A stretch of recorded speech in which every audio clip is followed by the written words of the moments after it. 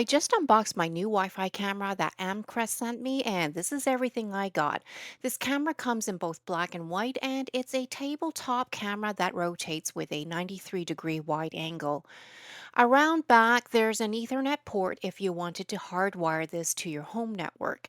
There's also a USB-C port, which I'll use to keep this charged up at all times. We also have a speaker here because this camera allows two-way remote communication. And take a look at how long this charging cable is, which will give me much more options on where I can place this camera once I plug it into a wall outlet. And then here's a quick setup guide. And there's a warranty card here as well as a few other inserts about the app and cloud storage if you choose that option. I love how this setup guide is so simple to read. The steps are numbered with clear instructions and colored diagrams as a reference. This little camera can be used to monitor your pet while you're away from the home. You can set it in the kitchen facing the stove, so if you ever forget whether you turned off the oven, you can log in and double check it.